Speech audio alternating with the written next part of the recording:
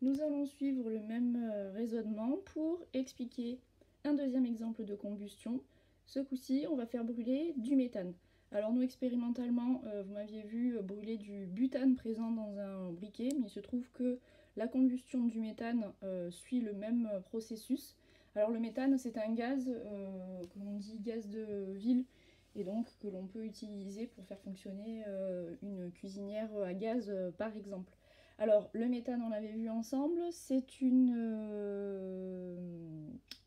molécule qui est constituée d'un atome de carbone et de 4 atomes d'hydrogène. Donc on va constituer la molécule. Pendant que je construis la molécule, on fait le point sur le bilan de la transformation chimique. Donc il se trouve que le méthane réagit, puisque c'est une combustion, avec le dioxygène présent dans l'air, pour former deux molécules, deux produits, constitués de molécules en l'occurrence, donc deux produits, le dioxyde de carbone, il n'était pas présent initialement, il est produit au cours de la combustion, et également de l'eau.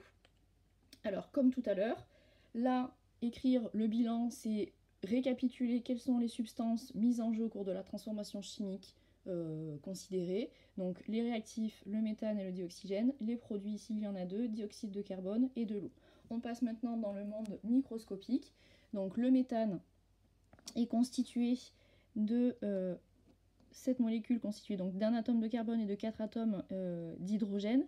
C'est une molécule donc qui a une forme pyramidale. Donc je vous laisse, j'ai oublié de le faire tout à l'heure, de le dire plutôt, et je vais essayer de le faire juste après, de modéliser justement les molécules.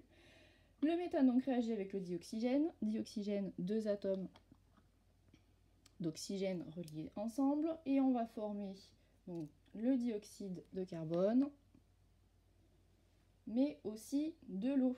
Alors, l'eau, c'est une molécule, le lapsus, un atome d'oxygène et deux atomes d'hydrogène. On relie ces atomes-là. Alors il se trouve que l'atome d'oxygène se place au centre et on forme cette molécule qui a une forme dite coudée, la molécule d'eau. Alors, au niveau de la modélisation, donc sur votre feuille, on doit avoir la molécule donc, de méthane. Donc,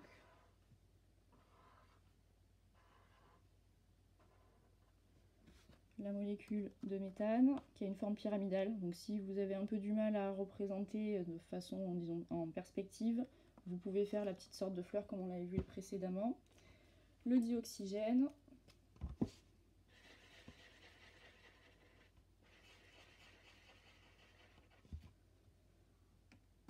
Donc attention, quand on utilise la modélisation, on a souvent tendance à dire je mets un atome noir, un atome blanc, ça n'a pas de sens. Hein.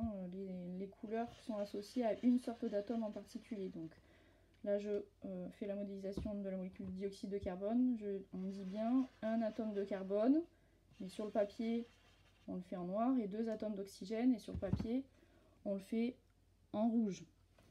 Et enfin la molécule d'eau, un atome d'oxygène et deux atomes d'hydrogène.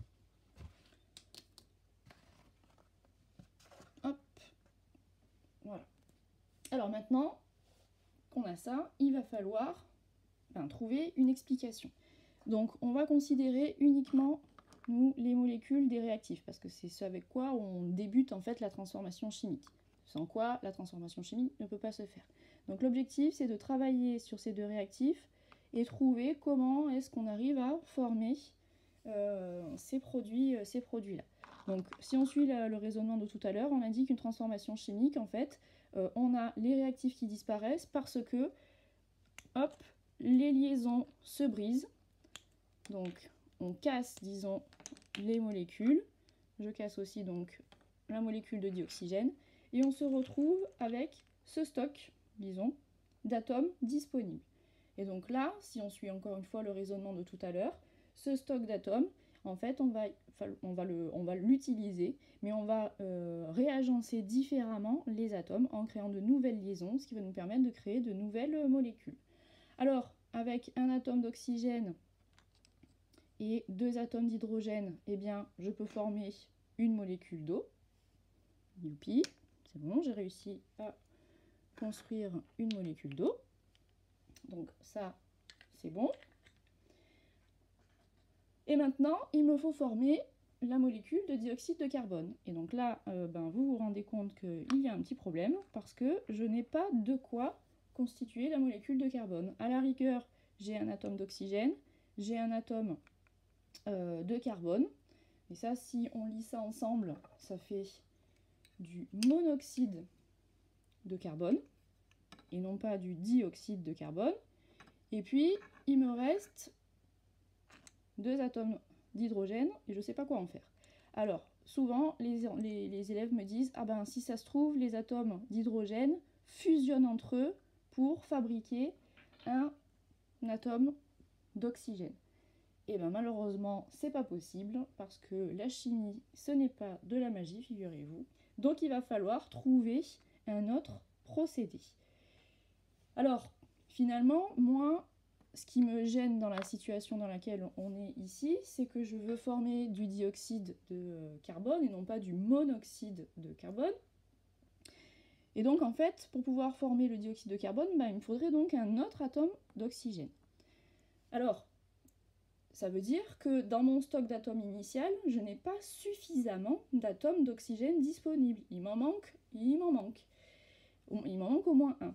Alors le problème, c'est que initialement, mon stock d'atomes d'oxygène, il était disponible avec la molécule de dioxygène qui était présente. D'accord ? Alors, la molécule de dioxygène, elle est présente donc, dans le dioxygène présent dans l'air, mais on se doute bien que dans l'air, des molécules de dioxygène, il n'y en a pas qu'une. On peut en prendre plusieurs, on peut en utiliser plusieurs. Alors, on va suivre le même raisonnement. Donc, je vais repartir avec donc, ma molécule de méthane. Donc là, j'ai déjà cassé les liaisons. Donc, l'atome de carbone et les 4 atomes d'hydrogène. Et puis, ce coup-ci, je vais utiliser initialement, non pas une molécule de dioxygène, mais je vais en prendre 2. Parce que par contre, le dioxygène, c'est nécessairement constitué de 2 atomes d'oxygène. Je ne peux pas avoir un atome de mono-oxygène, ça n'existe pas.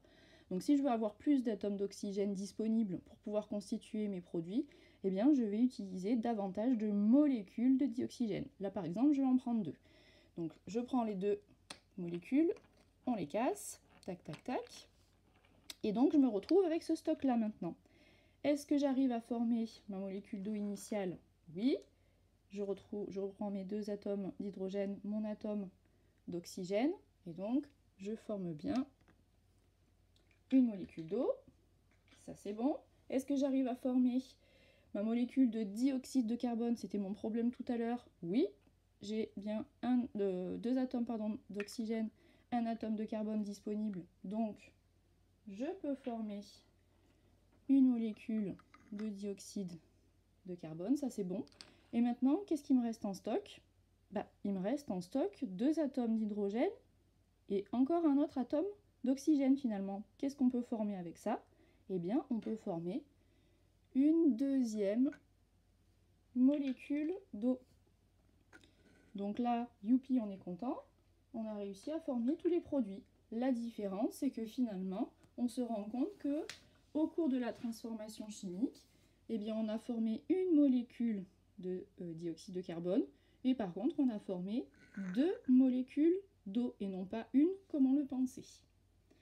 Donc, au final, pour que cette transformation chimique puisse se faire, on a besoin d'une molécule de méthane, mais cette molécule de méthane va devoir réagir avec 2 molécules de dioxygène.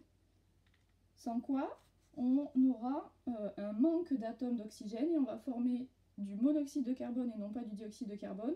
Autrement dit, on va avoir une combustion dite incomplète. Et ça, c'est pas bon parce que le monoxyde de carbone, c'est un gaz, je vous rappelle, toxique et mortel. Donc pour que la transformation chimique se fasse, il va falloir être dans cette condition-là. Donc on va tout reprendre depuis le début. La molécule de méthane qui réagit avec 2 molécules de dioxygène. Voilà, c'était pas arrivé ça. Tac. Et donc on arrive à former 2 molécules d'eau en tout. Et pour ça, il a été nécessaire donc de rajouter initialement davantage d'atomes d'oxygène disponibles, c'est-à-dire une deuxième molécule de dioxygène. Alors, on analyse maintenant. Initialement, donc, on avait la molécule de méthane et on avait mis, nous, intuitivement, une seule molécule de dioxygène. En termes de sortes d'atomes, on avait bien les mêmes sortes d'atomes, d'accord, dans les réactifs et dans les produits. Il y avait 3 sortes d'atomes disponibles initialement. On retrouve bien ces mêmes sortes d'atomes à la fin dans les produits. Si on compte les nombres d'atomes pour chaque sorte, initialement on était donc, hop, je vous rappelle, dans ce cas de figure-là. Donc côté réactif, on était sur cette situation-là, un atome de carbone. Dans les produits, on a bien un atome de carbone, ça c'est bon. Pour les atomes d'hydrogène, on avait 4 atomes d'hydrogène présents dans les réactifs et seulement 2 atomes d'hydrogène dans les produits. Comme si 2 atomes d'hydrogène avaient complètement disparu. Et enfin, pour les atomes d'oxygène, on avait donc 2 atomes d'oxygène présents dans les réactifs et on en avait 1, 2, 3 côté produit, comme si un atome d'oxygène était apparu, piouf, comme par magie, là encore une fois, au cours de la transformation chimique. Avec ce que l'on vient d'expliquer précédemment, on a compris que, encore une fois, ce n'est pas de la magie, il y a un processus particulier. C'est simplement qu'on a utilisé un nombre de molécules de dioxygène plus important, donc 2 en l'occurrence, et ce qui nous a permis de former 2 molécules d'eau également. Donc en fait, au cours d'une transformation chimique, ça c'est quelque chose qui est important, hein, qui est fondamental, sinon ça ne fonctionne pas, on va avoir la conservation des atomes, c'est-à-dire on a les mêmes sortes d'atomes dans les réactifs que dans les produits. Autrement dit, je ne peux pas avoir une molécule qui contient des atomes d'azote par exemple dans les produits, ça c'est pas possible. Si on n'a pas d'atomes d'azote dans les réactifs, on ne pourra pas avoir d'atomes d'azote dans les produits. Inversement, je ne peux pas avoir par exemple ça, d'accord. Ces réactifs-là ne pourront jamais donner ces produits-là, d'accord, puisqu'on n'a pas les mêmes sortes d'atomes. Donc au cours d'une transformation chimique, on doit avoir conservation des sortes d'atomes, et en plus d'avoir la conservation des sortes d'atomes, on doit avoir la conservation du nombre d'atomes de chaque sorte. Auquel cas, si on ne respecte pas ça, la transformation chimique ne peut pas se faire de façon complète.